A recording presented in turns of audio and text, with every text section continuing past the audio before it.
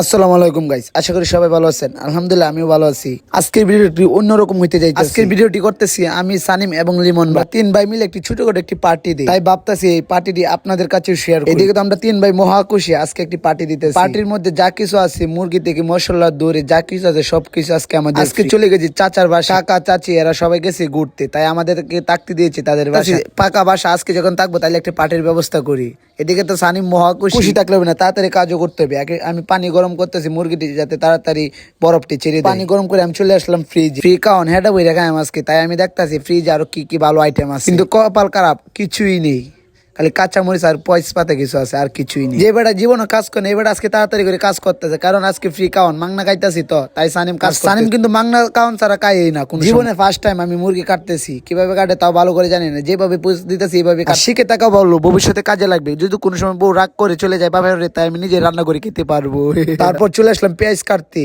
পেঁয়াজও ভালো করে কাটতে পারি না, তাই এইভাবে পুষ দিতেছি, দেখেন কিভাবে। আর এদিকে লিমন ভাই একসাথে সব মশলা দিয়ে দিতেছে। তারপর সব মশলা একসাথে মাখিয়ে আমরা রান্না শুরু করে দিই। জীবনে ফার্স্ট টাইম রান্না করা, মাংস কাটা, অনেক কিছু যা করতে সব আমাদের নিজের হাতে। জীবনে ফার্স্ট টাইম এই কাজগুলো আমি করতে। আর এদিকে রান্না করে আমি মতে যা সানিম কিভাবে খাইতেছে দেখেন।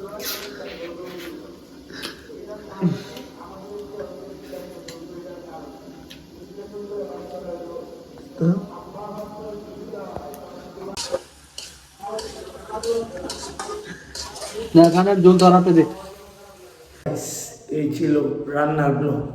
আশা করি সকালে উঠে আবার একটি ব্লগ করব।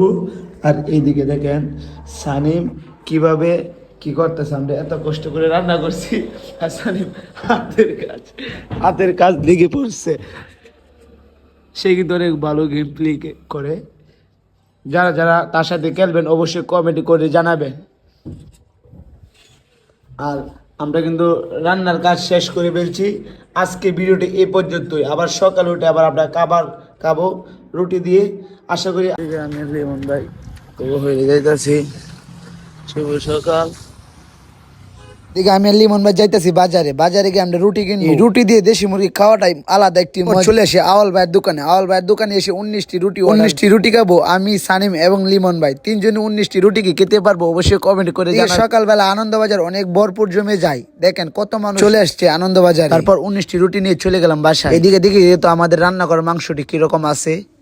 ওমা আসি দেখি কোনো ঝুলই নাই, মানে মাংস এইভাবে বসে গেছে। ঠান্ডার দিন না, জাল দিয়ে আবার ঝুল মানায়। ঝুল কিন্তু এটা আমাদের কিশোরগঞ্জের ভাষা। আমরা টেবিলে বসে আমি প্লেটটি বাড়িয়ে দিলাম যে লিমন ভাই কিরকম ভাবে দেখি। তারপর শুরু করে দিই খাওয়া। গরম গরম মাংস এবং রুটি খাইতে তো অনেক মজাই লাগতো। আবার শুভ সকাল এদিকে খাইতেছে এবং বন্ধুদের কলেজ জ্বালাইতে ভালো করে খাইতে। আর বন্ধুরা কল দিতে 16 ডিসেম্বরে যাইতাম, তাই আমি 16 ডিসেম্বর ব্লগ নিয়ে খুবই তাড়াতাড়ি আসতে সবাই। কিছুদিন আমার আইডিতে সমস্যা থাকার কারণে আমি ভিডিও ছাড়তে পারি, এখন থেকে রেগুলারলি ব্লগ। এদিকে আমার খাওয়া দাওয়া শেষ, সবার খাওয়া দাওয়া শেষ। আমি একা এখানে বসে রয়েছি। বাদে হঠাৎ মনে হলো কিরে সানিম কই, সানিমরে তো পাইতাছি না, তাই আমি সানিমকে দেখতে চলে গেলাম। সানিম কোথায় গেছে জানি। আমার সন্দেহ সানিম কোন কোন জায়গা যেতে পারে, আমার সন্দেহটা তো সত্যি অবশ্যই আপনারা বলবেন। তাড়াতাড়ি একটু দূর দিয়ে চলে যাই সানিমের কাছে। দিয়ে সানিম কি এসে দিই, সানিম রুমে নাই, সানিম কোন জায়গা যেতে পারে অবশ্যই আপনারা কমেন্ট করে বলবেন। কেন হ্যাঁ পাইল?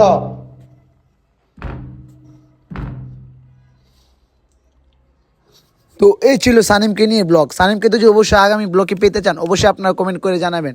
সানিম কিন্তু খুব মজাদার। এখন থেকে আমি সানিম রেগুলারলি ব্লগ করি। যারা যারা আমার ফেসবুক পেজটিকে এখনো ফলো দেন অবশ্যই একটি করে ফলো দিয়ে দেখা হবে অন্য ভিডিওতে। আল্লাহ হাফেজ।